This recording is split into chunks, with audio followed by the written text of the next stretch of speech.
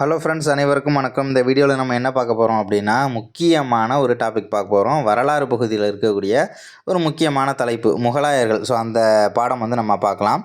7வது புத்தகம் 2ஆம் பருவத்தில் இருக்கக்கூடிய தகவல்கள் என்னென்ன அப்படின்றத நம்ம பார்க்கலாம். அதுமாரி நமக்கு 11த்துலேயும் ஹிஸ்ட்ரி கவர் ஆகும். ஸோ அதை வேறு ஒரு வீடியோவிலையும் பார்த்துலாம். என்னென்ன அடிஷ்னல் பாயிண்ட்டு நமக்கு கொடுத்துருக்காங்க அப்படின்றத நம்ம அந்த வீடியோஸில் பார்த்துடலாம். இதில் செகண்ட் யூனிட்டாக இருக்குது முகலாய பேரரசு. முகலாய பேரரசு அப்படின்னு பார்க்கும்போது இந்தியாவை ஆண்ட ஒரு மிகப்பெரிய ஒரு பேரரசு அப்படின்னு சொல்லலாம். குறிப்பாக ஆக்ராவை மையமாக வச்சு இவங்களுடைய ஆட்சி அப்படின்றது தொடங்கியிருக்கும். ஸோ இந்த முகலாயர்களில் யார் யாரெல்லாம் ஆட்சி செய்தார்கள் அப்படின்னு பார்த்தோம்னா, இந்த ஆட்சியே முகலாயர்கள் அப்படின்ற ஆட்சி தொடக்கி வைத்தவர் யார் அப்படின்னா பாபர். பாபர்னா வெறும் பாபர் கிடையாது, ஜாகிருதீன் முகம்மது பாபர் அப்படின்னு சொல்லுவாங்க. 1526 இப்ராஹிம் லோடி டெல்லி சுல்தானுடைய கடைசி ஆட்சியாளராக இருந்திருப்பார் இல்லையா. ஸோ இப்ராஹிம் லோடி அவரை ஒரு போரில் முதலாம் பானிபட் போர் அப்படின்ற ஹரியானாவுக்கும் பக்கத்தில் இருக்க அந்த இடம் பானிபட் அப்படிங்கிறது 1526. ஸோ அவரை தோக்கடிச்சிட்டு முகலாயர்களுடைய ஆட்சியை ஆக்ராவை மையமாக வச்சு இவங்களுடைய ஆட்சியை தொடங்குறார். இதுவே நமக்கு கொஸ்டின் தான். இப்போ குத்புதீன் ஐபக் அடிமை வம்சத்தில் குத்புதீன் ஐபக் லாகூரை தலைமையிடமாக வச்சு ஆட்சி தொடங்கியிருப்பார். அதுக்கப்புறம் டெல்லிக்கு தலைநகரத்தை மாற்றிருப்பார். அதே மாதிரி பார்த்தோம்னா ஆக்ராவுக்கு பிற்காலத்தில் லோடி வம்சம் வரும்போது ஆக்ராவுக்கு மாற்றிருப்பாங்க. ஓகேவா. ஸோ இப்போ ஆக்ராவை மையமாக கொண்டு தான் இந்த முகலாயர்களோட ஆட்சி அப்படின்றது தொடங்குது. 1526 ஆரம்பித்து 1530 வரைக்கும் பாபருடைய ஆட்சி தான். அடுத்தது பாபருடைய பையன் ஹுமாயூன் 1530 ஆரம்பித்து 1540 வரைக்கும் ஆட்சி பண்ணுவார், ஒரு 10 வருஷம். அதுக்கப்புறம் பார்த்தோம்னா இடையில் ஒரு சிறிய போர்லாம் நடக்கும். ஓகேவா. அதனால் நாட்டை இவர் இழந்துருவார். அதுக்கப்புறம் திரும்ப இவருடைய வேறு பல ஆட்சியாளர்கள்லாம் இருப்பாங்க இல்லையா வேறு நாடுகளில். ஸோ அவங்களுடைய உதவியை பயன்படுத்தி திரும்பவும் ஆட்சியை பிடிப்பார். 1555 1555 ஆரம்பித்து அடுத்த ஒரு வருஷம் தான் 1556, ஒரே வருஷம் தான். ஓகேவா. ஃபஸ்ட்டில் 30 to 40, அதுக்கப்புறம் 55 to 56, ஒரு வருஷம் மட்டும். அடுத்தது ஹுமாயூனோட பையன் அக்பர். ஓகேவா. அக்பர்ன்றது எல்லாருக்குமே தெரிஞ்சிருக்கும். மேக்ஸிமம் நமக்கு தெரிஞ்ச பேர்லாம் என்ன, பாபர், அக்பர், ஷாஜஹான் வரைக்கும் எல்லாருக்குமே தெரியும். அக்பர்னு பார்க்கும்போது 1556 ஆரம்பிக்குது. ஹுமாயூன் இறந்து போகிறார் இல்லையா. ஸோ அந்த வருஷத்தில் ஆரம்பித்து 1605 வரைக்கும் இவருடைய ஆட்சின்றது நடக்குது. அடுத்தது அக்பருடைய பையன் ஜஹாங்கீர். ஓகேவா. 1605 ஆரம்பித்து 1627 வரைக்கும் ஜஹாங்கீர் அவர்களுடைய ஆட்சி நடந்துகிட்ருக்கு. ஸோ அடுத்தது பார்த்தோம்னா ஜஹாங்கீருடைய பையன் ஷாஜஹான் 1627 ஆரம்பித்து 1658 வருஷத்தை மேக்ஸிமம் எப்படி படிக்கணும், 1627 ஆரம்பித்து 1658 வரைக்கும் ஷாஜஹான் ஆட்சி பண்ணுறாரு. ஷாஜஹானுக்கு அப்புறம் ஷாஜஹானுடைய மகன் அவுரங்கசீப். ஓகேவா. அவர் 1658 ஆரம்பித்து 1707 1707 வரைக்கும் பார்த்தோம்னா இவருடைய ஆட்சி அப்படின்றது நடக்குது. யாருடையது அப்படின்னா அவுரங்கசீப்பினுடைய ஆட்சி. அதாவது முகலாய பேரரசின் கடைசி பேரரசர் அப்படின்னு பார்க்கும்போது அது அவுரங்கசீப் தான். ஆட்சி முடிஞ்சதும் பார்த்தோம்னா நமக்கு 1707 உண்மையிலேயே முகலாய பேரரசுன்றது 1707 முடிஞ்சிடும். அதுக்கப்புறமும் இந்த வாரிசு அடிப்படையில் முகலாயர்ஸ் எல்லாம் இருந்திருப்பாங்க. ஆனால் பார்த்தோம்னா அவங்க அந்தளவுக்கு ஒரு சிறப்பான ஆட்சிகள்லாம் செஞ்சுருக்க மாட்டாங்க. அவுரங்கசீப் வரைக்கும் தான் ரொம்ப பயங்கரமான முகல்ஸ் அப்படின்னாலே மோஸ்ட் பவர்ஃபுல் இயர்ஸ் அப்படின்னே சொல்லலாம். அது வரைக்கும் 1707 வரைக்கும் தான். அதுக்கப்புறம் பையன் பேரன் அப்படின்னு வந்திருந்தாலும் ஆட்சி உண்மையான ஆட்சிங்கிறது 1707 முடிஞ்சு போயிடுச்சு. இப்போ அறிமுகம் அப்படின்னு நமக்கு கொடுத்துருக்காங்க. பாபருடைய வருகை தான் பார்த்தோம்னா இப்ராஹிம்னுடைய தோக்கடிச்சிருப்பார் இல்லையா.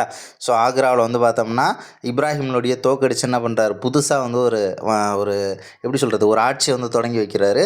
அதே மாதிரி சூர் வம்சத்தை சேர்ந்த ஷெர்ஷாவின் குறுகிய கால ஆட்சியை தவிர்த்து முகலாயர் ஆட்சி அப்படிங்கிறது 1526 முதல் 1707 வரைக்கும் நடைபெற்றது அப்படின்றத சொல்லியிருக்காங்க. அந்த ஷெர்ஷா அப்படின்றவர் யாருன்னா அவர் முகல் கிடையாது, அவர் வேற ஒரு வம்சத்தை சேர்ந்தவர். அந்த ஹுமாயூனில் ஒரு கேப் ஒன்று பார்த்தோம்ல 1530 to 40, அடுத்தது ஒரு கேப் ஒன்று வருதுல்ல 41 கேப்பு தானே. ஸோ அந்த கேப்பில் பார்த்தோம்னா இந்த ஷெர்ஷா சூர் அப்படிங்கிறவருடைய ஆட்சி நடந்திருக்கும். அவர் முகல்ஸில் வரமாட்டார். ஆனாலும் அவருடைய ஆட்சின்றது நல்லா தான் இருந்திருக்கும். அதையும் நம்ம இதில் பார்த்து தான் ஆகணும். ஸோ ஃபஸ்ட்டு பாபர் கொடுத்துருக்காங்க 1526 ஆரம்பித்து 1530 வரைக்கும் இவரோட ஆட்சி தான் நடக்குது. ஸோ இந்தியாவில் வந்து முகலாய பேரரசை நிறுவனது யாருன்னு கேட்பாங்க. ஜாகிருதீன் முகமது பாபர். வெறும் பாபர் கிடையாதுங்க, ஜாகிருதீன் முகமது பாபர். அது என்ன ஜாகிருதீன் அப்படின்னா நம்பிக்கையை காப்பவர்னு அர்த்தமாக அந்த பேருக்கு. ஓகேவா, நம்பிக்கையை காப்பவர் அப்படின்றத சொல்லியிருக்காங்க. அதே மாதிரி இந்த முகல் அப்படிங்கிற வார்த்தை வந்து பார்த்தோம்னா பாபருடைய மூதாதையர்கள்லாம் இருப்பாங்க இல்லையா, தாத்தா பாட்டி. ஸோ அவங்க வழியில் வந்து பார்த்தோம்னா இந்த வார்த்தைகள்லாம் இருந்துச்சு அப்படின்றத சொல்லியிருக்காங்க. பாபர் பார்க்கும்போது அவங்க அப்பா வழியில் தைமூரோட கொள்ளு பேரலாம். ஓகேவா, அதே மாதிரி தாய் வழியில் அவருடைய தாத்தா தாஷ்கண்டை சேர்ந்த யூனுஸ்கான் அப்படின்றதையும் சொல்லியிருக்காங்க. அதே மாதிரி பாபர் பார்த்தோம்னா செங்கிஸ்கான் இருக்கார் இல்லையா, மங்கோலிய அரசன் செங்கிஸ்கான் ரொம்ப பெரிய ஆட்சியாளர் அப்படின்னு சொல்லலாம். இந்த மங்கோலியர்கள் அப்படின்றவங்க ஏதாவது ஒரு பகுதிக்கு போர் எடுத்து படையெடுத்து செல்கிறாங்கன்னு வச்சுக்கோங்களேன், அவங்களுக்கு தோல்வினால என்னென்னு தெரியாது. அந்த மாதிரி போகிற இடம் எல்லாமே வெற்றியை வாரி குமிக்கக்கூடிய ஒரு பயங்கரமான ஒரு டீம் தான் இந்த செங்கிஸ்கான் அப்படின்னு சொல்லுவாங்க. மங்கோலிய அரசன் செங்கிஸ்கானோட 13வது தலைமுறை வாரிசு. ஓகேவா, 13வது தலைமுறை வாரிசு. அவர் பிறந்தது பார்த்தோம்னா 1483 லவ்வர்ஸ் டே அன்னைக்கு பிறந்திருக்காரு. February 14 பிறந்திருக்காரு பாபர். ஓகேவா, February 14 பிறக்கிறாரு. February 14 ஒரு 14 வருது, வருஷத்துலேயும் ஒரு 14 வருது. 14க்கு கீழே அடுத்த பின்னாடி உள்ள நம்பர் 13ஆவதா. ஸோ 13வது தலைமுறை வாரிசு அப்படின்றத ஞாபகம் வச்சுக்கலாம். ஓகேவா, ஸோ அடுத்தது என்ன சொல்லியிருக்காங்க, ஜாகிருதீன் முகமது பாபர் தானே அவருடைய பேர். ஜாகிருதீன் அப்படின்னா நம்பிக்கையை காப்பவர் அப்படின்றது தான் அர்த்தம் அப்படின்றத சொல்லியிருக்காங்க. 12 வயசு இருக்கும்போது பாபருக்கு ஒரு 12 வயசு இருக்கும்போது அப்படியே பின்னாடியே வருதா, 14 February 14 13வது தலைமுறை வாரிசு. 12 வயசில் மத்திய ஆசிய பகுதியில் ஒரு சிறிய அரசு ஒரு சின்ன கவர்மெண்ட் ஒன்று வந்திருக்கும். பர்கானான்னு சொல்லுவாங்க அந்த பகுதியை வந்து பரம்பரை சொத்து அவங்க அப்பா வந்து அனுபவிச்சுருந்துருப்பார். அதுக்கப்புறம் இவருக்கு அப்படின்னு சொல்லிட்டு அந்த பரம்பரையாக சில பகுதிகள் வந்து வழியாக மாறி வந்துட்டுருக்கும் இல்லையா. ஸோ அந்த மாதிரி அவருக்கு கிடைச்ச ஒரு பகுதி தான் பர்கானா அப்படின்றத சொல்லியிருக்காங்க. ஆனால் பாபர் வந்து சின்ன பையனாக இருந்ததுனால வந்து அவரால் அந்த பகுதியை வந்து மேனேஜ் பண்ண முடியலை. நிறைய வந்து ஆக்கிரமிப்புகள், அதாவது ஆக்கிரமிப்பு அப்படின்னா யார் அப்படின்னா அங்கே சின்ன சின்ன குழுக்கள்லாம் இருந்திருப்பாங்க இல்லையா, உஸ்பெக்குகள் அந்த மாதிரி நிறைய குழுக்கள்லாம் இருந்திருப்பாங்க. ஸோ அவங்களும் அந்த பகுதிக்கு வந்து சண்டை போட்டு இவர் அந்த பகுதியை வேணாம் அப்படின்னு சொல்லிட்டு விட்டுருவார். ஸோ அதுக்கப்புறம் வந்து பார்த்தோம்னா பாபர் காபூலின் ஆட்சி பொறுப்பு. அதுக்கப்புறம் வந்து அந்த பகுதி வேணான்னு சொல்லி முடிவெடுக்கும்போது அவருக்கு வேறு சில பகுதிகளும் கிடைக்கும். அந்த மாதிரி ஒரு பகுதி தான் காபூல் அப்படின்னு சொல்லுவாங்க. பாபர் காபூலில் இருந்தபோது தைமூரின் இந்திய படையெடுப்பின் நினைவுகளால் தூண்டப்பட்டு கிழக்கு நோக்கி தமது பார்வையை திருப்பினார். கிழக்கு எந்த பகுதின்னு பார்த்தா ஐயோ நம்ம இந்தியா தான், ரைட்டா. கிழக்கு நோக்கி தன்னுடைய பார்வை திருப்புறாரு. என்னடா எங்கே பார்த்தாலும் எங்கே போனாலும் வயசு சின்ன பையன் இல்லையா பாபரு. ஸோ அப்போ என்ன பண்ணுறாங்க, எல்லாருமே போனால் அடிக்கிறாங்க. என்னடா அது இப்படி பண்ணுறீங்களடா அப்படின்னு பார்க்கும்போது சரி எந்த பகுதியில் ஃப்ரீயாக இருக்குது அப்படின்னு பார்க்கும்போது இந்தியா இருக்குது அப்படின்னு சொல்லிட்டு இந்த பகுதிக்கு கொஞ்சம் கண் பார்வையை திருப்புறாரு. 1505 வந்து பார்த்தோம்னா இவருக்கு காபூல் அப்படிங்கிற ஒரு பகுதி வந்து கிடைக்கிது. ஸோ அதே ஆண்டில் இந்தியாவை நோக்கி தனது முதல் படையெடுப்பை மேற்கொண்டார். இருந்த போதிலும் மத்திய ஆசிய பகுதிகளிலும் அவர் கவனம் செலுத்த நேர்ந்தது அப்படின்றதை கொடுத்துருக்காங்க. ஸோ அடுத்து வந்து பார்த்தோம்னா தௌலத் கான் லோடி. ஓகேவா, இப்போ பாபர் வந்து இருக்கும்போது பாபர்கிட்ட 2 பேர் போகிறாங்க, இந்தியாவிலேருந்து ஒரு 2 பேர் போகிறாங்க. யார் அப்படின்னா தௌலத் கான் லோடியின் பையன் தில்வார் கான் அப்படிங்கிறவர். இதில் வந்து திலாவார் கான் கொடுத்துருக்காங்க, பழைய புத்தகத்தில் தில்வார் கான் அப்படின்னு கொடுத்துருப்பாங்க. தௌலத் கான் லோடியோட பையன் தில்வார் கான் அப்படின்றவரும் டெல்லி சுல்தானோட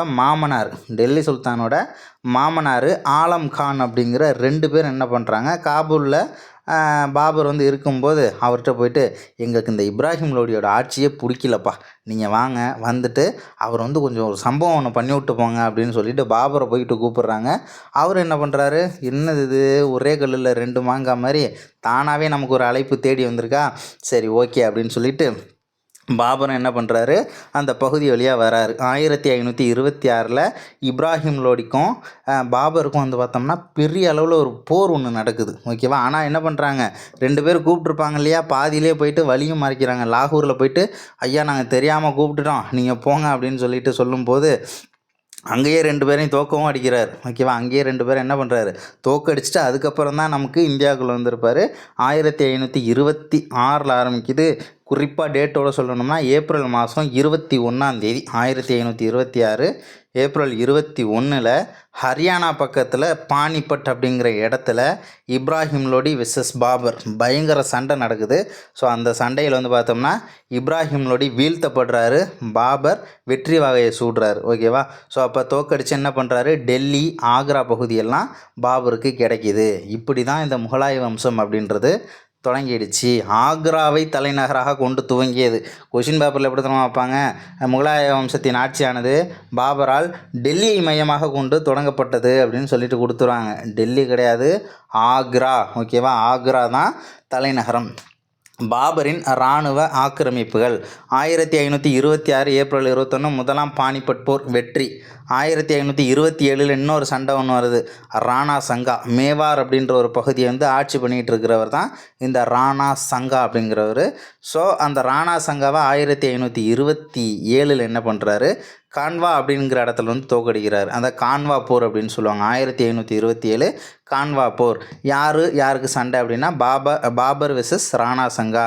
யார் ஜெயிச்சது, பாபர் தான் ஜெயிக்கிறார். அவருடைய போர்கள் எல்லாமே பாபருக்கு தான் வெற்றி கிடச்சிருக்கும். அடுத்தது 1528 சந்தேரி தலைவர். ஓகேவா. சந்தேரி தலைவர் வந்து பார்த்தோம்னா சந்தேரி தலைவர் வெர்சஸ் பாபருக்கு இடையில் ஒரு சண்டை ஒன்று நடந்திருக்கும்.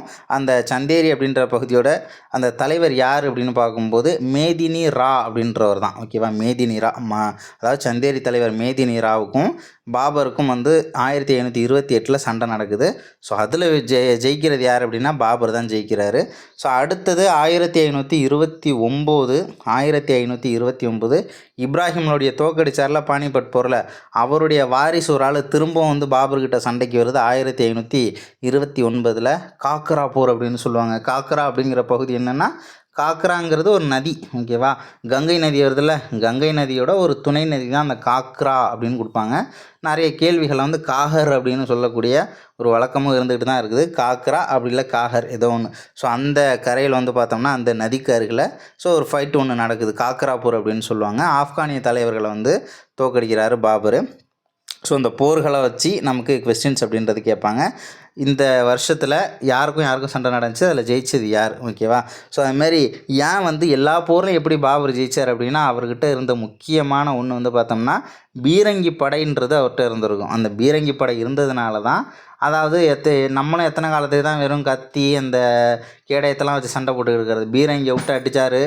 எல்லா போர்லேயும் வந்து பார்த்தோம்னா அவருக்கு தான் வெற்றி அப்படின்றது கிடச்சிது. முக்கியமாக பாபருடைய வெற்றிக்கு காரணம் என்ன அப்படின்னா பீரங்கி படை. ஓகேவா. பீரங்கி படையை இந்தியாவில் அறிமுகம் செய்தவர் யார் அப்படின்னு கேட்டாலும் பாபர் தாங்க அறிமுகப்படுத்தினார் அப்படின்னே சொல்லலாம். பாபர் துருக்கிய பாரசீக மொழிகளில் புலமை பெற்றவர். துசுக் இ பாபரி அப்படின்ற இவரோட சுயசரிதையில் இந்துஸ்தான் பற்றி, இந்துஸ்தான்னா எதுப்பா, நம்ம இந்தியா தானே அப்போ இந்துஸ்தான் அப்படின்னு சொன்னாங்க. ஸோ இந்துஸ்தான் பற்றிய தமது கருத்துக்களையும் விலங்குகள், செடிகள், மரங்கள், மலர்கள், கனிகள் குறித்தும் பதிவு செய்துள்ளார். செங்கிஸ்கான் தம்முடைய மகன்களில் யார் தகுதியுடையவரோ அவரை தமது வாரிசாக அறிவித்திருந்தார். ஓகேவா. ஸோ வாரிசு அடிப்படையில் 4 பையன் இருந்தாலும் என்னோட 3ஆவது பையன் நல்ல திறமையான ஆள் அப்படின்னு சொல்லிட்டு அவருக்கு அந்த அரசாட்சி பொறுப்பை கொடுக்குறாங்க இல்லையா. ஸோ அந்த மாதிரி அந்த ஒரு மரபை பின்பற்றி பாபரும் என்ன பண்ணுறாரு, தனக்கு பிடித்த தன் மூத்த மகன் ஹூமாயூனை தனது அடுத்த வாரிசாக அறிவித்தார். ஹூமாயூன் அப்படின்றவர் தான் அடுத்த ஆட்சியாளர். ஓகேவா. ஸோ இதில் வந்து ஹூமாயூனுடைய ஆட்சி அப்படின்றத நம்ம பார்க்கலாம். ஹூமாயூன் அப்படின்னு பார்க்கும்போது இவருடைய ஆட்சி செய்த காலம் 1530 ஆரம்பித்து 1540 வரைக்கும் ஒரு 10 வருஷம். அதுக்கப்புறம் வந்து பார்த்தோம்னா ஒரு சின்ன போர் ஒன்று நடக்கும். ஸோ அந்த போரில் வந்து ஹுமாயூன் தோற்று போயிடுவார். அதனால் நாடுங்கிறது இவருக்கு சொந்தமானதாக இருக்காது. 1555 திரும்பவும் இவருக்கு இந்த முகலாய ஆட்சி அப்படின்றது கிடைக்கிது.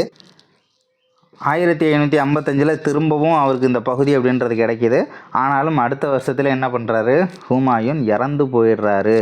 ஹுமாயூன் அரச பதவி ஏற்றவுடன் தம் தந்தையின் விருப்பத்திற்கு இணங்க தாம் பெற்ற நாட்டை பிரித்து சகோதரர்களுக்கு கொடுக்குறாரு. அதன்படி அவருடைய சகோதரர்கள் காம்ரான், அஸ்காரி, ஹிண்டால் அப்படின்றது யாருடைய பசங்க அப்படின்னா பாபருடைய மகன்கள் தான். ஓகேவா. பாபருக்கு மொத்தம் 4 பசங்க, காம்ரான், அஸ்காரி, ஹிண்டால், அப்புறம் ஹுமாயூன். ஓகேவா. ஹுமாயூன் தான் அண்ணன், எல்லாருக்குமே அண்ணன் அவர் தான்.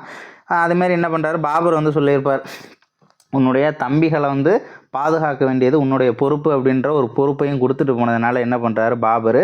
ஸோ ஹுமாயூன் என்ன பண்ணுறாரு, ஹுமாயூன் வந்து அவரு மட்டுமே ஆட்சி பொறுப்புன்றது என்னோடது மட்டும்தான் அப்படின்னு நினச்சிக்காம ஸோ சில பகுதிகள் சின்ன சின்ன பகுதிகளெல்லாம் தம்பிங்களுக்கும் பிரித்து கொடுக்குறாரு. நீ வந்து இந்த பகுதியை ஆட்சி பண்ணு, நீ வந்து இந்த பகுதியை எடுத்துக்கோ, அஸ்காரி நீ இந்த பகுதியை எடுத்துக்கோ அப்படின்னு சொல்லிட்டு நம்ம எல்லோரும் சேர்ந்தே ஆட்சி பண்ணுவோம் அப்படின்னு சொல்லிட்டு இவர் வந்து முக்கியமான இடத்த தலைநகரத்தை மட்டும் இவருடைய கண்ட்ரோலில் வச்சுருந்தார். ஆனால் தம்பிங்களுக்கு என்ன ஒரு கண்ணுனா, ஐயோ நமக்கு தானே அந்த தலைநகரங்கிறது நம்மளோட பொறுப்பில் இருக்கணுமே, அதுதானே நமக்கு கெத்து அப்படின்னு நினச்சிட்டு என்ன பண்ணுறாங்க, ஒவ்வொருத்தருக்குமே முகலாய வம்சத்தோட அரியணை மேலே தான் ஆசை இருந்துச்சு. ஓகேவா, காம்ரானு அஸ்காரி ஹிண்டால் 3 பேருக்கும் வந்து பார்த்தோம்னா சின்ன சின்ன பகுதிகளை நிறைய பகுதிகளை பிரித்து கொடுத்தாலும் அவங்களுடைய கண் எங்கே இருந்துச்சு அப்படின்னா அரியணையில் தான் இருந்துச்சு. ஓகேவா, ஸோ இவர்களை தவிர ஹுமாயூனுக்கு வேறு சில போட்டியாளர்களும் இருந்தனர். அதுக்குள்ளே என்ன போட்டியாளர்னால் தம்பிங்களே வந்து அண்ணங்கிட்ட என்ன பண்ண ஆரம்பிச்சிருவாங்க, பிரச்சனையே பண்ண ஆரம்பிச்சிருவாங்க.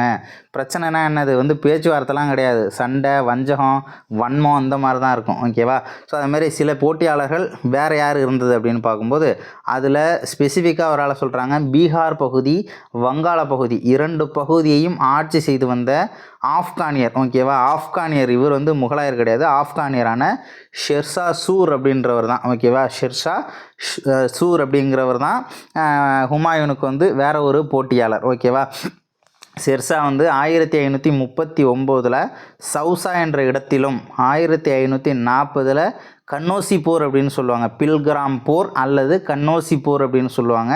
கன்னோசி போரின் மற்றொரு பெயர் என்ன அப்படின்னா பில்கிராம் போர். ஓகேவா, சவுசா போர் 1539, பில்கிராம் போர் அல்லது கன்னோசி போர் அப்படிங்கிறது 1540. ஸோ அந்த 2 இடத்துலையுமே ஹுமாயூனை ஷெர்ஷா வந்து என்ன பண்ணுறாரு, தோக்கடிச்சிடுறாரு.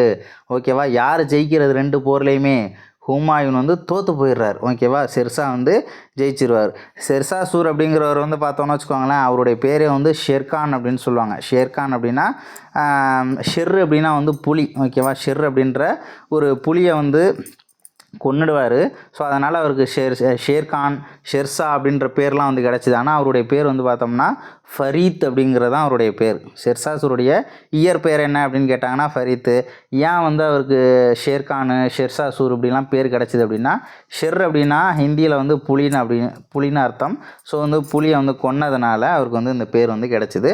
ஸோ இவருடைய முக்கியமான 2 போர்கள் 1539 சவுசான்ற இடத்துல ஹுமாயூனை தோக்கடிக்கிறாரு, 1540 கன்னோசிங்கிற இடத்துல ஹுமாயூனை தோக்கடிக்கிறார். ஓகேவா, அதே மாதிரி அரியணையிலிருந்து தூக்கி வீசப்பட்ட ஹுமாயூன் என்ன பண்ணுறாரு, ஸோ ஹுமாயூனை தோக்கடிச்சாச்சு, ஈரான் பகுதிக்கு தப்பி ஓடுறாரு. ஓகேவா, எந்த பகுதிக்கு தப்பிச்சு போகிறார் அப்படின்னு ஈரான் பகுதிக்கு தப்பிச்சு போகிறாரு. ஸோ அங்கே வந்து பார்த்தோம்னா பாரசீக அரசர் சபாவி அப்படின்றது ஒரு வம்சத்தோட பேர், சபாவிட் அப்படின்றது ஒரு வம்சத்தோட பேர். ஸோ அந்த வம்சத்தை சேர்ந்த ஷா தாமஸ் அப்படின்னு சொல்லுவாங்க, அப்படி இல்லைன்னா தாமஸ் மன்னர் அப்படின்னு கூட சொல்லுவாங்க. ஓகேவா, ஸோ ஷா தாமஸ் அப்படின்ற மன்னர் அப்படின்ற ஒரு ஆட்சியாளரோட உதவியோட 1555 டெல்லியை வந்து திரும்பவும் கைப்பற்றுறாரு ஹுமாயூன். ஓகேவா, ஆனாலும் அவருடைய நேரமாக என்னமோ தெரில, 1556 டெல்லியில் தமது நூலகத்தின் படிக்கட்டுகளில் இடறி விழுந்த ஹுமாயூன் மரணத்தை தழுவினார் அப்படின்றத சொல்லியிருக்காங்க. எப்படி கொஸ்டின் கேட்பாங்க, சவுசா போர் யாருக்கும் நடந்துச்சு. ஓகேவா, சவுசா போர்.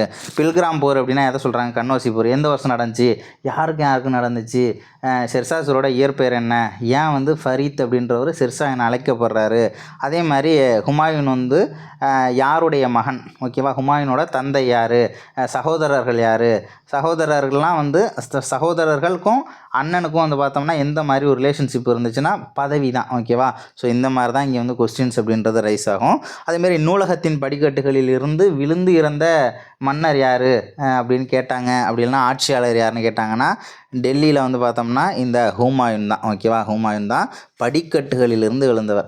ஷெர்ஷாவோட ஆட்சி தான் நடக்குது. ஓகேவா, அந்த இடைப்பட்ட காலத்தில் ஆட்சி பண்ணியிருப்பார்ல 1540 1545 வரைக்கும் ஷெர்ஷாவோட ஆட்சி தான் நடந்திருக்கும். ஷெர்ஷா வந்து பார்த்தோம்னா பீகாரில் சசாராம் பகுதியை ஆண்டு வந்த ஹசன் சூரிங்கிறது யாருன்னா ஷெர்ஷாவோட அப்பாவோட பேர் ஹசன் சூரி என்னும் ஆப்கானிய பிரபுவின் மகன்.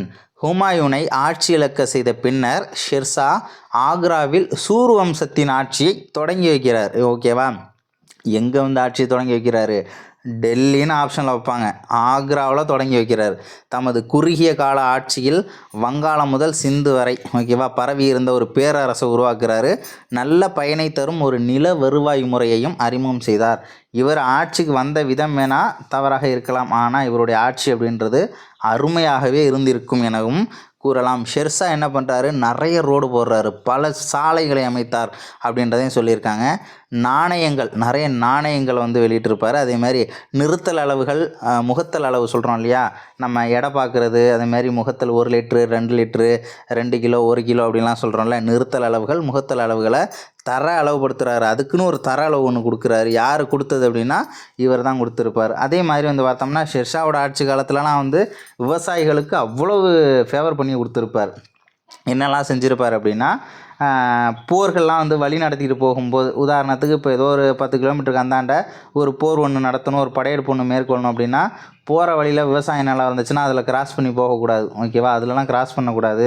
அதேமாரி கிராமத்தில் வந்து ஒரு அண்ணா கூட ஒரு குண்டாங்க ஆனா போனால் கூட கிராம தலைவர் தான் பொறுப்பு அப்படின்னு சொல்லிட்டுலாம் அப்போ ரூல்ஸ் போட்டு வச்சுருப்பார். கிராமத்தில் களவு போகும் பொருளுக்கு கிராம தலைவரே பொறுப்பு அப்படின்றதெல்லாம் போட்டு வச்சுருந்தார். எந்த ஒரு பொருள் காணா போனாலும் அதுக்கு பொறுப்பு வந்து அந்த வீட்டுக்காரன் கிடையாது, அந்த கிராமத்தோட தலைவர் யார், அவன் தான் பொறுப்பு அப்படின்றத சொல்லியிருப்பார். அதனால் வந்து திருட்டு எல்லாமே அந்த காலத்தில் தவிர்க்கப்பட்டது அப்படின்றதையும் சொல்லியிருக்காங்க. கிராம தலைவர் அந்தளவுக்கு ஆக்டிவாக இருந்திருப்பாங்க, இல்லைனா தண்டனை கொடுத்துருவார் ஓகேவா. அடுத்தது 1556லேருந்து 1605 வரைக்கும் அக்பருடைய ஆட்சி, அரியணை ஏறுதல்.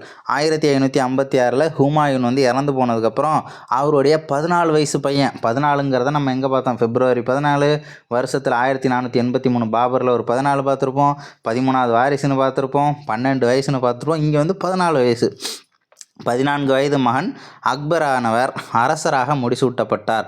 அக்பர் வந்து ரொம்ப சின்ன பையனாக இருந்ததுனால அப்போ பாதுகாப்பாளராக வந்து ஒரு ஆளையும் போட்டிருப்பாங்க. அந்த பாதுகாப்பாளர் பேர் என்ன அப்படின்னா பைரம் கான் ஓகேவா. பைரம் கான் என்ற பகர ஆளுநர் பொறுப்பேற்று அக்பர் சார்பாக ஆட்சி புரிந்தார்.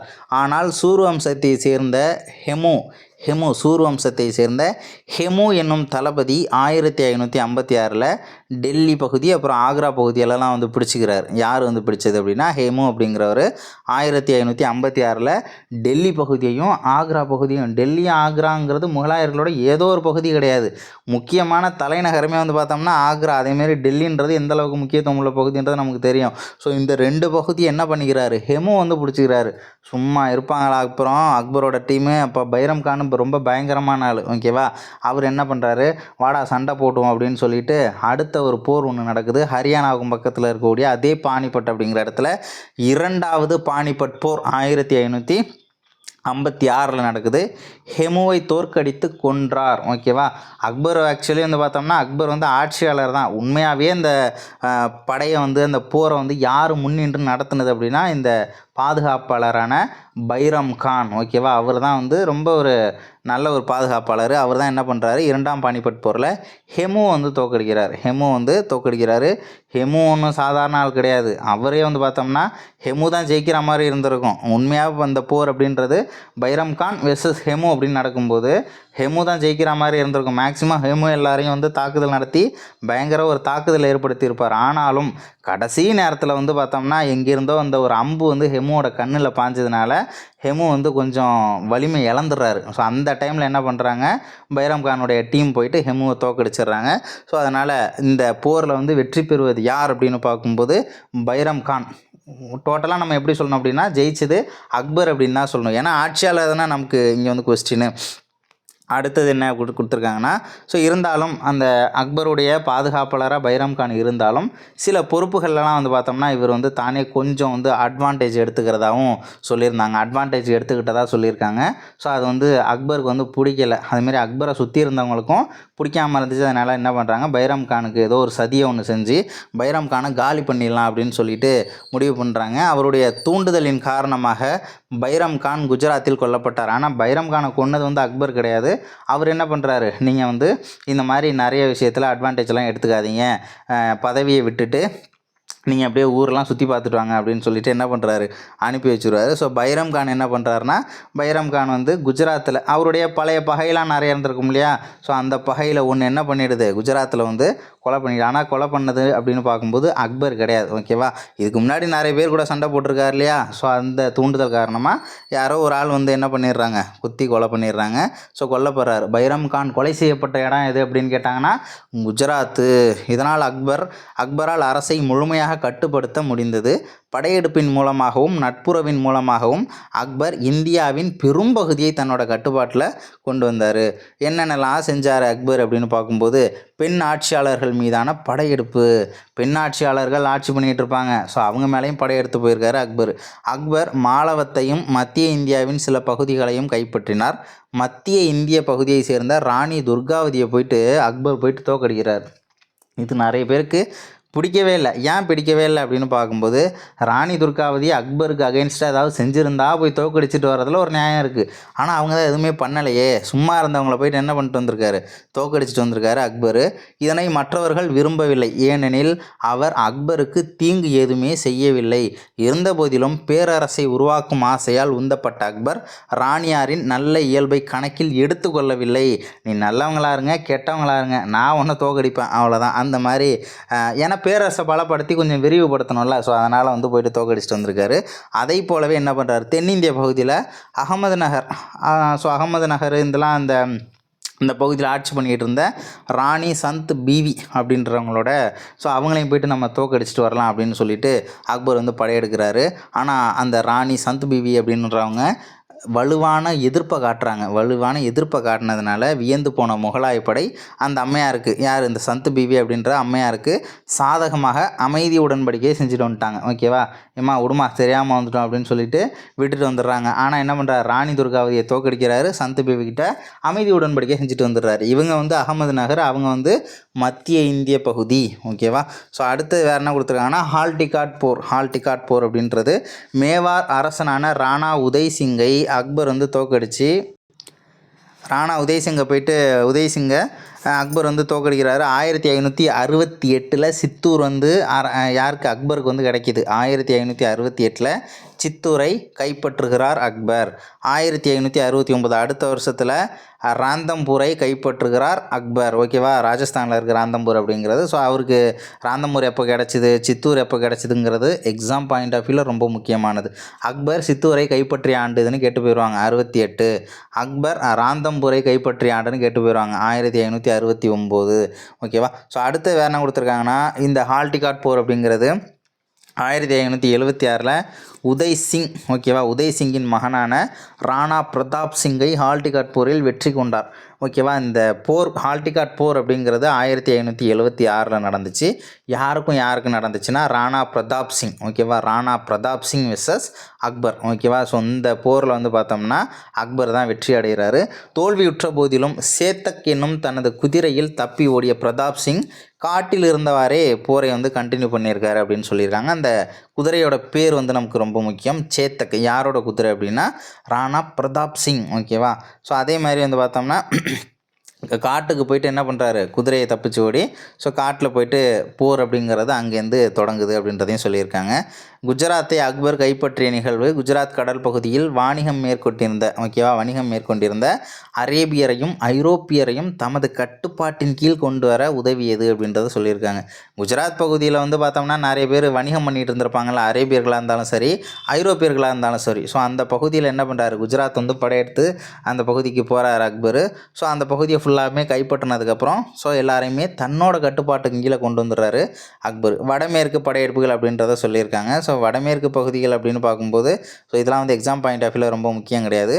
1605 அக்பர் பார்த்தோம்னா 1605 அக்பர் இறந்து போயிடுறாரு. ஓகேவா, இயற்கை எய்தினார் அப்படின்றத சொல்லியிருக்காங்க.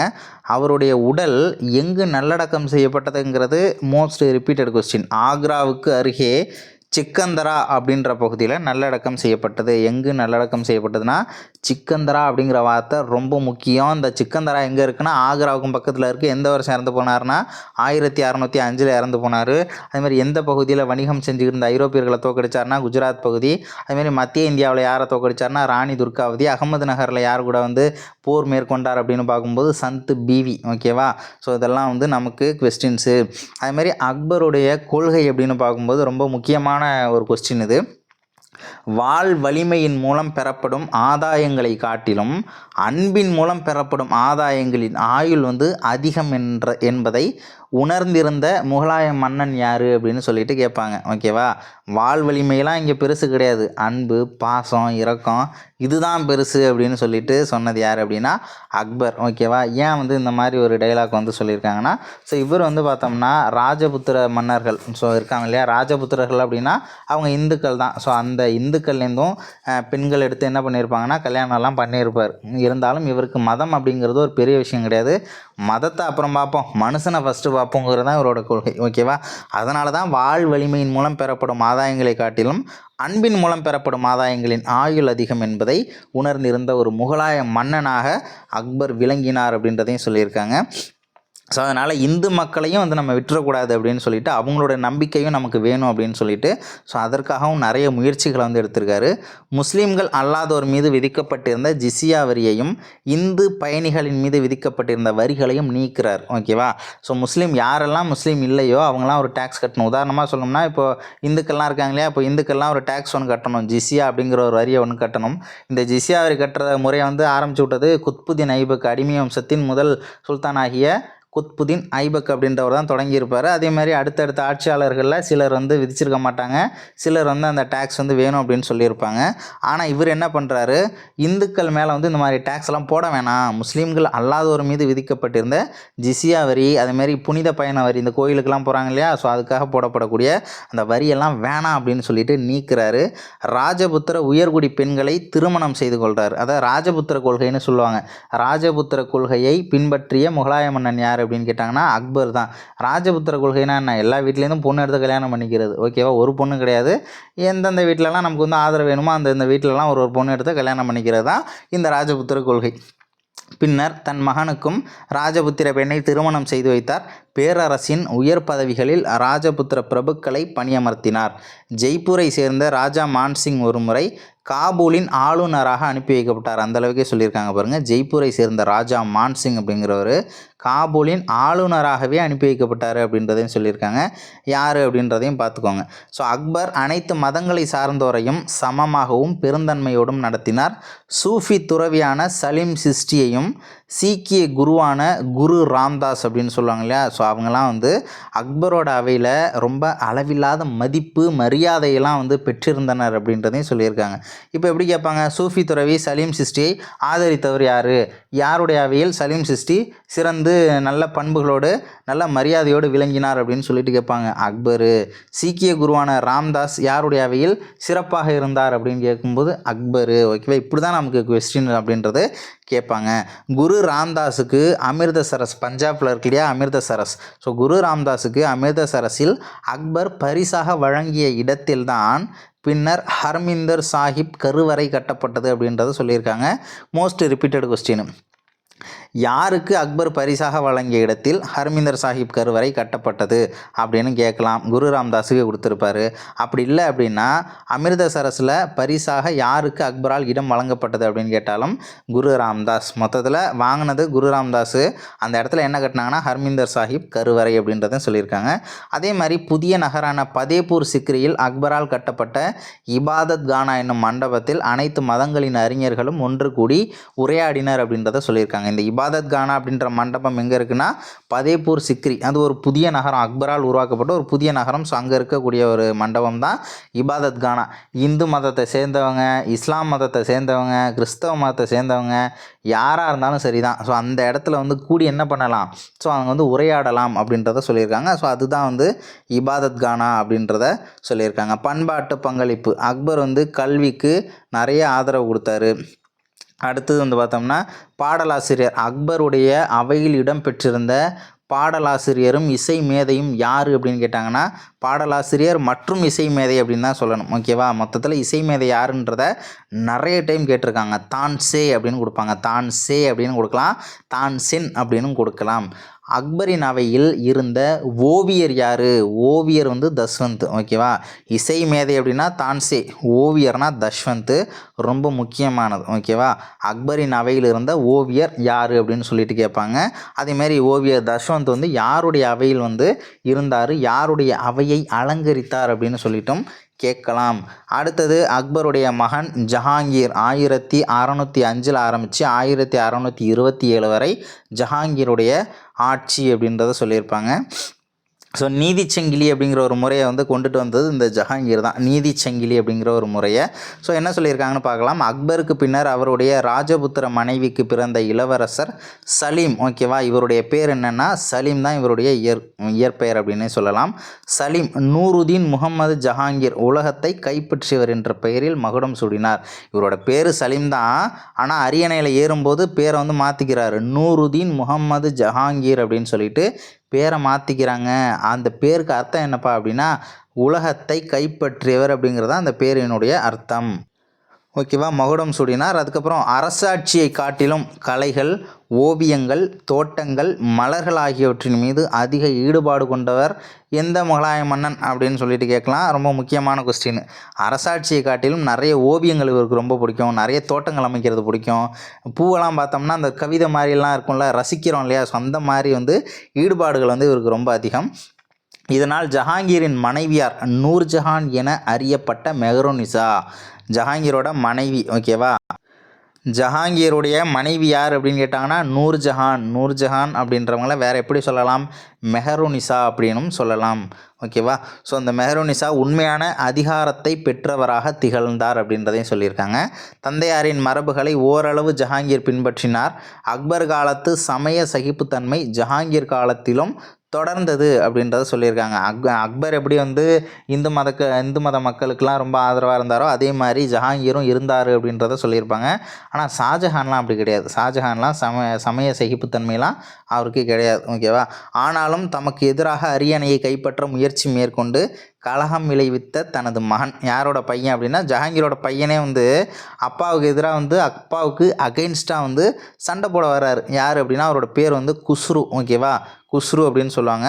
ஸோ அவருக்கு வந்து ஒருத்தர் ஹெல்ப் பண்ணினார் அப்படின்றதுனால, ஹெல்ப் பண்ணது வந்து சீக்கிய தலைவர் குரு அர்ஜுன் சிங் அப்படின்றவர் என்ன பண்ணுறாரு, தூக்கில் போடுங்க அப்படின்னு சொல்லிட்டு உத்தரவிடுறாரு. என் பையனே எனக்கு அகைன்ஸ்டாக வரான், நீ என் பையனுக்கே ஹெல்ப் பண்ணுறியா அப்படிங்கிற மாதிரி, ஓகேவா. எனக்கு அகெயின்ஸ்டாகவே என் பையன் வரான் குஸ்ரு, நீ அவனுக்கு வந்து ஹெல்ப் பண்ணுறியா அப்படின்னு சொல்லிட்டு சீக்கிய தலைவர் குரு அர்ஜுன் சிங் என்ன பண்ணுறாரு, தூக்கில் போடுங்கன்னு சொல்லிட்டு உத்தரவு போட்டுறாரு.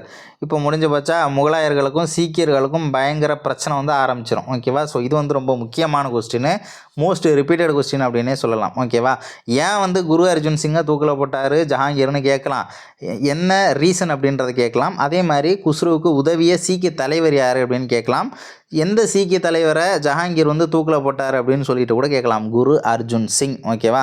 தூக்கிலிடும்படி ஜஹாங்கீர் உத்தரவிட்டார். இதன் விளைவாக என்ன நடக்குது, சீக்கியர்களுக்கும் முகலாயர்களுக்கும் நெடுநாள் போர்கள் வந்து நடந்துச்சு அப்படின்றதையும் நமக்கு சொல்லியிருக்காங்க, ஓகேவா. ஸோ அடுத்தது என்ன அப்படின்னா இங்கிலாந்து அரசர், இவரோட பீரியடில் தாங்க ரொம்ப முக்கியமானது. ஜஹாங்கீர் போர்ச்சுகீசியருக்கும் பின்னர் ஆங்கிலேயர்களுக்கும் வணிக உரிமைகளை வழங்கினார். வணிக உரிமைகளை வழங்கியவர் யார் அப்படின்னு சொல்லிட்டு கேட்பாங்க. இங்கிலாந்தில் அரசராக இருந்திருப்பார் ஒருத்தர், முதலாம் ஜேம்ஸ் 1, ஓகேவா. ஸோ முதலாம் ஜேம்ஸோட பிரதிநிதிகள் இருந்திருப்பாங்க. தாமஸ் ரோ அப்படிங்கிறவர் ஜஹாங்கீர் இங்கே முகலாய மன்னனாக இருக்கும்போது அரசவைக்கு வந்திருக்காரு. வந்து என்ன பண்ணுறாரு, ஸோ இந்த மாதிரி நாங்கள் வந்து வணிகம் பண்ணணும் இந்தியாவில், எங்களுக்கு பர்மிஷன் கொடுங்க, நீங்கள் தானே முகலாய மன்னனாக இருக்கீங்க, நாங்கள் வந்து இங்கே வணிகம் பண்ணணும்னு விருப்பப்படுறோம், ஸோ எங்களுக்கு வந்து பர்மிஷன் கொடுங்க அப்படின்னு சொல்லிட்டு கேட்குறாரு. ஸோ ஃபஸ்ட் டைம் வந்து அவர் தர முடியாது அப்படின்னு சொல்லியிருப்பார். ஆனால் ரெண்டாவது டைம் என்ன பண்ணுறாரு, பர்மிஷனை கொடுத்துருவார். அப்போ என்ன பண்ணுறாங்க, பர்மிஷனை கொடுத்துட்டு நீங்கள் வந்து உங்களுடைய வணிக மையத்தை சூரத் அப்படின்ற பகுதியில் வந்து போய் நிறுவிக்கோங்க அப்படின்றதையும் இந்த ஜஹாங்கீர் வந்து சொல்லிடுறாரு. இதை வந்து எப்படி கேட்பாங்க அப்படின்னா தாமஸ் ரோ யாருடைய அரசவைக்கு வருகை புரிந்தார்னு கேட்பாங்க. அதேமாதிரி சூரத்தில் முதல் வணிக மையம், ஓகேவா, முதல் வணிக மையம் எங்கே நிறுவப்பட்டுச்சு அப்படின்னு கேட்கலாங்க. இதெல்லாம் யாருடைய ஆட்சியில் நடந்துச்சு அப்படின்றதையும் நமக்கு கேட்கலாம், கண்டிப்பாக கேட்கலாம் என்ன கேட்பாங்க. ஸோ அடுத்தது ஆட்சிக்கு வந்தது யாருன்னா ஜஹாங்கீரோட பையன் ஷாஜஹான். 1627 ஆரம்பித்து 1658 வரைக்கும் இவருடைய ஆட்சி.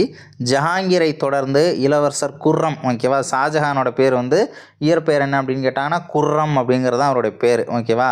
குர்ரம் அப்படின்றது யாருடைய இயற்பெயர் அப்படின்னு கேட்டாங்கன்னா நமக்கு ஷாஜஹான். ஸோ இவர் வந்து அரியணையில் ஏறும்போது பேரை மாற்றிக்கிறார். ஓகேவா, ஷாஜஹான் அப்படின்ட்டு. ஷாஜஹான்னா என்ன பொருள்? உலகத்தின் அரசர். உலகத்தின் அரசர் தான் ஷாஜஹான் அப்படின்ற ஒரு வார்த்தையோட அர்த்தம். அதுமாரி ஜஹாங்கீர், ஓகேவா, அது என்னன்றதை பார்த்துக்கோங்க. கைப்பற்றியவர் அப்படின்றத சொல்லுவாங்க. அதேமாதிரி ஜாகிருதீனா நம்பிக்கையை காப்பவர் அப்படின்னு சொல்லுவாங்க. ஸோ இந்த வார்த்தைகள், இந்த பேருடைய அர்த்தம் அப்படின்றது ரொம்பவே முக்கியமானது. நம்மளாம் அர்த்தத்தோடைய பேர் வச்சுருக்கோம், ஏதோ ஒரு பேர் எடுத்து வச்சுருக்கோம். அடுத்தது வந்து பார்த்தோம்னா ஷாஜி போன்ஸ்லே. ஷாஜி போன்ஸ்லே அப்படிங்கிறவர் யார் அப்படின்னு பார்க்கும்போது, ஷாஜி போன்ஸ்லே வந்து சிவாஜியோட அப்பா. ஷாஜி போன்ஸ்லே அப்படின்னு பார்க்கும்போது சிவாஜியோட அப்பா தான் இந்த ஷாஜி போன்ஸ்லே. ஸோ ஷாஜி போன்ஸ்லே அப்படின்னு பார்க்கும்போது சிவாஜியின் தந்தை.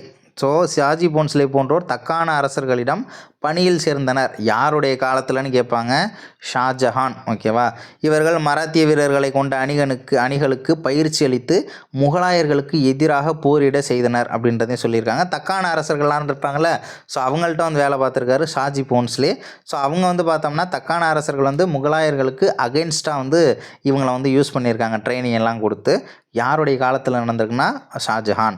தக்காணத்தில் மராத்தியர்களையும் சேர்த்து முகலாயர்களுக்கு எதிராக ஒரு நீண்ட நெடிய எதிர்ப்பு உருவாகியது.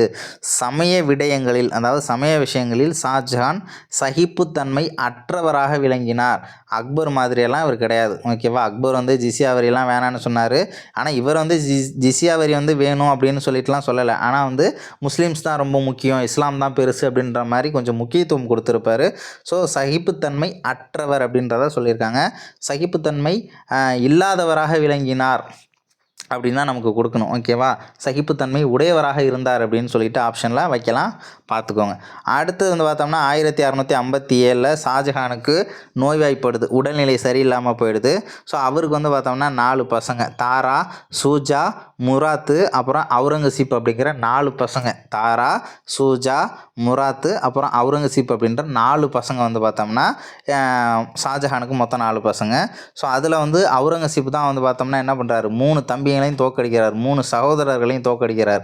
தாராவை தோக்கடிக்கிறாரு, சூஜாவை தோக்கடிக்கிறாரு, முராத்தை வந்து தோக்கடிக்கிறார். எல்லாத்தையும் தோக்கடித்து அவுரங்கசீப் ஜெயிச்சுட்டு என்ன பண்ணுறாரு, அடுத்த அரியணை எனக்கு தான் அப்படின்னு சொல்லிட்டு நிலைநாட்டுறாரு. தம் வாழ்நாளின் இறுதி 8 ஆண்டுகளை ஷாஜஹான் ஒரு கைதியாக ஆக்ரா கோட்டையில் உள்ள ஷாஃபர்ஜ் அப்படின்ற ஒரு அரண்மனையில் தான் அவருடைய கடைசி காலங்கள் அப்படின்றது போயிருக்கு. எவ்வளோ பெரிய தாஜ்மஹாலை கட்டினவராக இருந்தாலும் அவருடைய வாழ்க்கை அப்படிங்கிறது கடைசி காலத்தில் ரொம்ப மோசமாக தான் இருந்திருக்கு.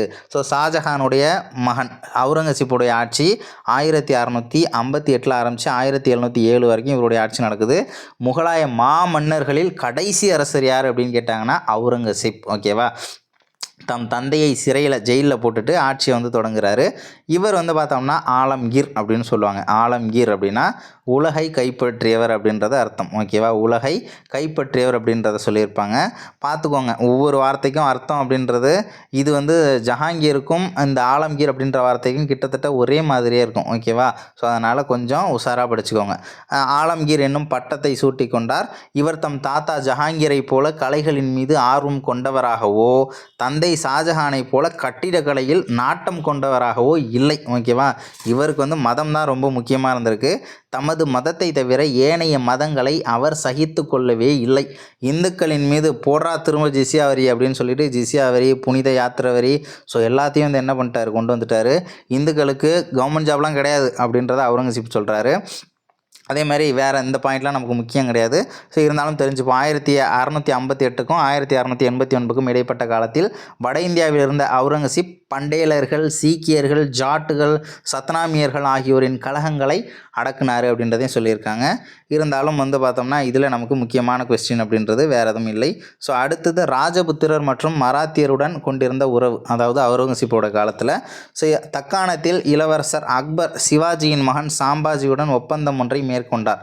ஓகேவா, இளவரசர் அக்பர்ன்றவர் அந்த அக்பர் கிடையாது. ஓகேவா, இவர் வந்து பார்த்தோம்னா இப்போ பேர் வைக்கிறாங்கன்னு வச்சுக்கோங்களேன், அக்பர்னு ஒருத்தர் இருந்திருப்பார். அப்படியே அடுத்தடுத்து அவங்களோட பசங்க பேரன் அப்படின்னு வரும்போது 2ஆம் அக்பர்னு பேர் வைப்பாங்க. திரும்ப அரசருடைய பேர்கள் வந்து பார்த்தோம்னா திரும்ப வச்சுக்கிட்டே இருப்பாங்க பேரன். இந்த வாரிசு அடிப்படையில் வர்றாங்களே, ஸோ அவங்களுக்கு அதே பேர் அப்படின்றது வந்திருக்கும். ஆனால் இந்த அக்பர் வந்து பார்த்தோம்னா இளவரசர் அக்பர், இவர் வந்து அந்த முக்கியமான அக்பர் பார்த்தோம்னா ராஜபுத்திர குலை, அவர் கிடையாது. ஸோ இளவரசர் அக்பர் சிவாஜியின் மகன் சாம்பாஜியுடன் ஒப்பந்தம் ஒன்றை மேற்கொண்டார். தக்காணத்தில் இளவரசர் அக்பர் சிவாஜியின் மகன் சாம்பாஜியுடன் ஒப்பந்தம் ஒன்றை மேற்கொண்டார். இதனால் 1689 அவுரங்கசீப் தக்காணம் செல்ல நேர்ந்தது. தக்காணம் அப்படின்னா மகாராஷ்டிராவுக்கும் கீழே இருக்கக்கூடிய பகுதிகளை தான் தக்காணம் அப்படின்னு சொல்லுவாங்க. இதை ஜஸ்ட்டு தெரிஞ்சுக்கோங்க. டீட்டெயில்ஸாக வந்து நமக்கு மராத்தியர்களில் வந்து வந்துடும். வேறு என்ன சொல்லியிருக்காங்கன்னா, சிவாஜி வந்து எப்போ வந்து சத்ரபதி சிவாஜியாக முடிசூடியிருப்பார் மராத்திய மன்னனா அப்படின்னா 1674. அதையும் ஜஸ்ட்டு தெரிஞ்சுக்கோங்க. 1707 வந்து பார்த்தோம்னா மரணத்தை தழுவுகின்றார் அவுரங்கசீப்பு.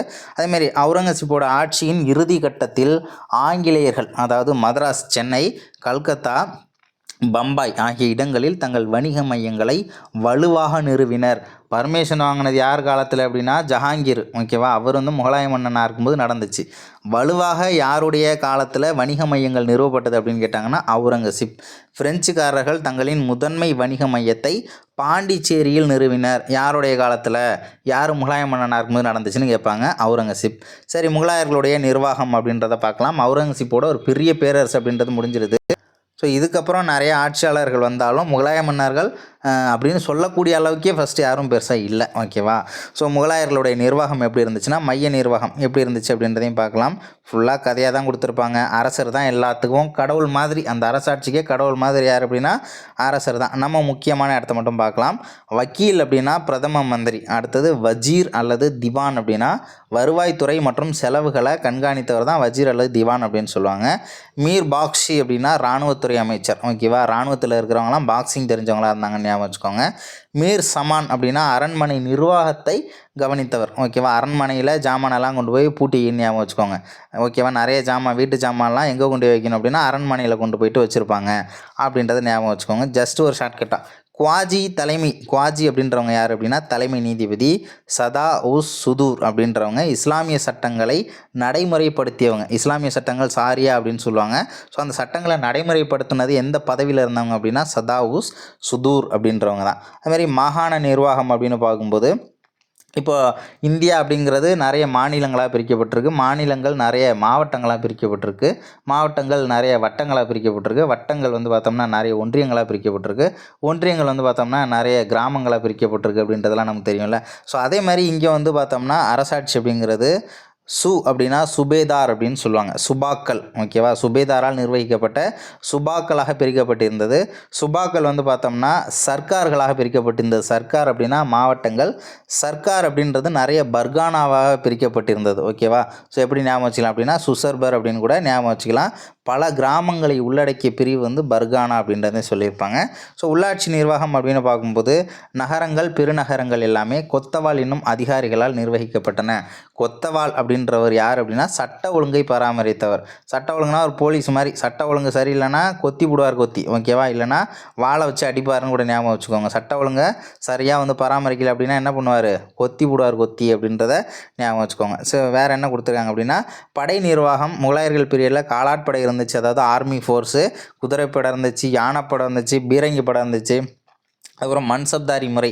மன்சப்தாரிங்கிற முறையை வந்து அறிமுகம் செய்தவர் யார் அப்படின்னா அக்பர் தான் அறிமுகம் செஞ்சுருப்பார். ஸோ இந்த மன்சப்தாரி அப்படின்றது என்னென்னா, மன்சப் அப்படின்னா படிநிலை அல்லது தகுதி, அந்தஸ்து இப்படியெல்லாம் சொல்லலாம். ஸோ மன்சப்தார் வந்து 2 பார்ட்டாக இருக்கும். ஓகேவா, ஒன்று வந்து சாட்டு அப்படின்னு சொல்லுவாங்க, இன்னொன்று சவாரு அப்படின்னு சொல்லுவாங்க. சாட்டு சவார் அப்படின்னு சொல்லிட்டு 2ஆக பிரித்து சொல்கிறாங்க. சாட்டு அப்படின்னா அவரது தகுதியை குறிப்பது. இப்போ வந்து மன்சப்தாரி அப்படிங்கிற ஒரு முறைன்னு வச்சுக்கோங்களேன். அதில் வந்து சாட்டு சவார்னு 2ஆக பிரிப்பாங்க. ஒன்றும் கிடையாதுங்க, என்கிட்ட நிறைய குதிரைகளை, என்னோடய டேலண்ட்டுக்கு ஏற்ற மாதிரி என்கிட்ட நிறைய குதிரைகளை கொடுப்பாங்க. அந்த குதிரைகளை வந்து நான் பத்திரமா பார்த்துக்கணும். அரசருக்கு எப்போ வந்து இந்த படை வந்து தேவைப்படுதோ அப்போ வந்து நான் வந்து என்னுடைய குதிரை படையை நான் எடுத்துகிட்டு போகணும். ஓகேவா, இதுதான் வந்து மன்சப்தாரி அப்படின்னு கொடுப்பாங்க. சாட்டு அப்படின்றது இப்போ என்னோட தகுதி வந்து சாட்டு அப்படின்னு சொல்லியிருக்காங்க.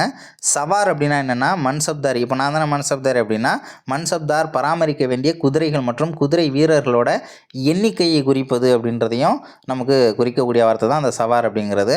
ஸோ அடுத்து வந்து பார்த்தோம்னா ஒருத்தருக்கு டேலண்ட்டுக்கு ஏற்ற மாதிரி, இப்போ வந்து நான் நல்லா வந்து வேலை பார்க்குற ஒரு வீரனாக இருக்கேன் அப்படின்னா எனக்கு 10,000 குதிரை வரைக்கும் என்னோட கண்ட்ரோலில் கொடுப்பாங்க. இல்லை நான் ஒரு டம்மி பீஸ் தான் அப்படின்னா வெறும் 10 தான் கொடுப்பாங்க. ஸோ இந்த மாதிரி 10, 100 ஸோ எண்ணிக்கையில் மாறுபடும். ஓகேவா, ஸோ அடுத்து வந்து பார்த்தோம்னா திருட்டை தவிர்ப்பதற்காக குதிரைகளுக்கு முத்திரையிடும் முறை வந்து பின்பற்றப்பட்டது. தாக்கு அப்படின்னு சொல்லுவாங்க. தாக்கு எனும் முறை அப்படின்றது பின்பற்றப்பட்டது. என்னென்னா குதிரைகளுக்கு முத்திரையிடும் முறை. ஸோ வந்து குதிரை வந்து இது 2ஆம் நம்பர் குதிரை, இது 3ஆம் நம்பர் குதிரை. ஸோ அந்த மாதிரிலாம் மரத்துக்கு நம்ம இது போடுறோம்ல முத்திரை, அந்த நெடுஞ்சாலை ஓரத்தில் மரங்களுக்கு எண்கள் கொடுக்குறாங்களே. ஸோ அந்த மாதிரி குதிரைகளுக்கு முத்திரையிடும் முறை வந்து பின்பற்றப்பட்டது அப்படின்றத சொல்லியிருக்காங்க. அக்பருடைய ஆட்சி காலத்தில் மன்சப்தார் பதவின்றது பரம்பரை உரிமை சார்ந்ததாக இல்லை. அப்பனுக்கு அப்புறம் பையன்தான் வரணும் அப்படின்றதெல்லாம் கிடையாது. ஃபஸ்ட்டு ஒருத்தர் இருக்காரா, அதுக்கப்புறம் வேறு எவனாச்சும் நல்ல வீரனாக இருக்கானா அவன்கிட்ட தான் கொடுப்பாங்க. ஓகேவா? அவன் வந்து இறந்து போயிடுறானா வேற ஒரு வீரன்ட்ட கொடுப்பாங்க. அப்படியே அப்பன் பையன் பேரன் இப்படியெல்லாம் கொடுக்க மாட்டாங்க. ஓகேவா? ஸோ அடுத்தது நில வருவாய் நிர்வாகம். இந்த விஷயத்தில் அக்பரை வந்து எனக்கு ரொம்பவே பிடிச்சிருக்கு. அடுத்து வந்து பார்த்தோம்னா நில வருவாய் நிர்வாகம்னு பார்க்கும்போது அக்பரின் ஆட்சியின் போது நில வருவாய் நிர்வாகம் சீரமைக்கப்பட்டது. அக்பரின் வருவாய்த்துறை அமைச்சர் யார்? ரொம்ப ரொம்ப ரொம்ப ரொம்ப முக்கியமான கொஸ்டின். ராஜா தோடர்மால். ஓகேவா? ராஜா தோடர்மால். அக்பரின் வருவாய்த்துறை அமைச்சரான ராஜா தோடர்மால் ஷெர்ஷா அறிமுகம் செய்த முறையை பின்பற்றினார். ஓகேவா? ஸோ ஷெர்ஷா அறிமுகம் செய்த முறையை பின்பற்றினார் அப்படின்றத நமக்கு சொல்லியிருக்காங்க. ஸோ ஷெர்ஷாவே வந்து பார்த்தோம்னா இடையில வந்து சூர்வம்சத்தை சேர்ந்த ஒரு ஆட்சியாளர் தான். அவருடைய வருவாய் நிர்வாகம் அவ்வளோ சூப்பராக இருந்துச்சான். அதையே பார்த்து தான் அக்பருடைய வருவாய்த்துறை அமைச்சர் ராஜா தோடர்மால் வந்து ஷெர்ஷாவை தான் ஃபாலோ பண்ணியிருக்கார். அப்போ அக்பரின் முன்னோடி அப்படின்னு யாரை சொல்லலாம்? ஷெர்ஷாவை வந்து சொல்லலாம். வருவாய்த்துறையில் பொறுத்தவரை அக்பரோட முன்னோடியாக இருந்தது யார்? ஷெர்ஷா தான். ரொம்ப முக்கியமான ஒரு வார்த்தை. அதேமாதிரி இந்த முகலாயர்கள் பீரியடில் வந்து பார்த்தோம்னா நிலங்கள் அளவை செய்யப்பட்டது சர்வே பண்ணியிருக்காங்க. அதேமாதிரி டேக்ஸ் வந்து பார்த்தோம்னா சராசரி விளைச்சலில் 10 வருஷத்துக்கு 3ல் 1 பங்கு வந்து கவர்மெண்ட்டுக்கு டேக்ஸாக கட்டணும்.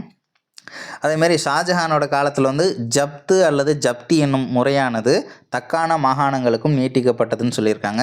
முகலாய பேரரசல் பழைய இக்தா முறையை ஜாகீர் என புதிய பெயரிட்டு செயல்படுத்தினர். இக்தா அப்படின்ற முறையை கொண்டு வந்தது யார்? நமக்கு வந்துருப்பார். இல்துமிஸ் பீரியடில் வந்துருக்குமா, நிலங்கள் வந்து கொடுப்பாங்க. நிலத்தை வந்து ஒரு கீழே பணியாற்றக்கூடிய ஒரு ஆளுக்கு கொடுப்பாங்க.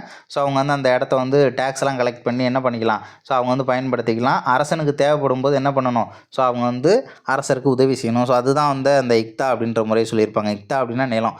அதே மெத்தடை கொஞ்சம் மாற்றி ஜாகீர் அப்படின்னு சொல்லிட்டு செயல்படுத்தியிருக்காங்க.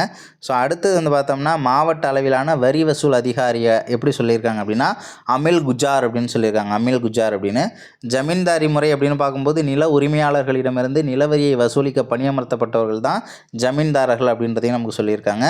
வரி விலக்கு. ஓகேவா? டேக்ஸே கிடையாது அந்த லேண்டுக்கெலாம். வரி விலக்கு அளிக்கப்பட்ட நிலங்களை சுயயூர்கள் சுயமாக பயன்படுத்திக்கலாம் அப்படின்னு ஞாபகம் வச்சுக்கோங்க. சுயயூர்கள் அப்படின்றத சொல்லியிருக்காங்க. சமய கொள்கைன்னு பார்க்கும்போது அக்பர் தான் தீன் இலாஹி அப்படின்ற ஒரு சமயத்தை உருவாக்கியிருப்பார். ஓகேவா? தீன் இலாஹி அப்படின்னா தெய்வீக மதம் அப்படின்றத சொல்லியிருக்கலாம். தீன் இலாஹியை வேறு எந்த பேரை வச்சு சொல்லலாம் அப்படின்னா தீன் இலாஹி தௌஹித் இலாஹி அப்படின்னும் சொல்லலாம். தௌஹித் இலாஹி அப்படின்னாலும் தீன் இலாஹி அப்படின்னாலும் தெய்வீக மதம் எப்படி என்ன சொன்னாலுமே இது 3 வார்த்தைகளுடைய அர்த்தம் அப்படிங்கிறது ஒன்று தான். தீன் இலாஹி அப்படின்னா தெய்வீக மதம், அப்படி இல்லைன்னா தௌஹித் இலாஹி அப்படின்றத சொல்லியிருக்கலாம். அக்பருடைய கொள்கையை ஜஹாங்கீரும் ஷாஜஹானும் பின்பற்றினர்னு கொடுத்துருக்காங்க. ஆனால் ஷாஜஹான் வந்து பின்பற்றலை அப்படின்றதையும் நமக்கு ஹைலைட் பண்ணி தான் கொடுத்துருப்பாங்க. ஸோ அடுத்தது கட்டடக்கலை. பாபர் பாரசீக கட்டட முறையை இந்தியாவில் அறிமுகப்படுத்தியவர் யார் அப்படின்னு கேட்பாங்க. பாரசீக கட்டட முறையை இந்தியாவில் அறிமுகப்படுத்தினது யார் அப்படின்னு கேட்பாங்க. நமக்கு பாபர் தான். அதே மாதிரி பீரங்கி படையை இந்தியாவில் அறிமுகம் செய்தது யார் அப்படின்னு கேட்பாங்க. பீரங்கி படையை இந்தியாவில் அறிமுகம் செய்தவர் யார் அப்படின்னு சொல்லி கேட்பாங்க. அதுவும் பாபர் தான். அதேமாரி பாரசீக சக்கரம் என்ற முறையை இந்தியாவில் அறிமுகம் செய்தவர் யார் அப்படின்னு கேட்கலாம். ஸோ பாரசீக சக்கரம் அப்படின்னா இந்த நீர் இறைக்கக்கூடிய இயந்திரம். ஒரு சக்கரம் மாதிரி இருக்கும். சக்கரத்தில் அந்த வட்டத்தை சுற்றி வந்து பார்த்தோம்னா நிறைய தண்ணி அள்ளக்கூடிய மாதிரி வாளி மாதிரியான செட்டப் இருக்கும். ஸோ அதை சுற்றி விடும்போது என்ன பண்ணும், தண்ணி இருக்கிற இடத்துலேருந்து இறைச்சி என்ன பண்ணும், இல்லாத இடத்துக்கு நீரை பாய்ச்சி விடக்கூடிய ஒரு முறை தான் பாரசீக சக்கரம். அதை அறிமுகப்படுத்தினது யாருனாலும் பாபர் தான். பாருங்கள், பாரசீக கட்டடக்கலை பாவில் ஆரம்பிக்குது. அதே மாதிரி வந்து பார்த்தோம்னா பீரங்கி படை, அதுவும் பாவரிசையில் இருக்கக்கூடிய எழுத்து தான் பீரங்கி படை. ஸோ அதுவும் பாபர் தான்.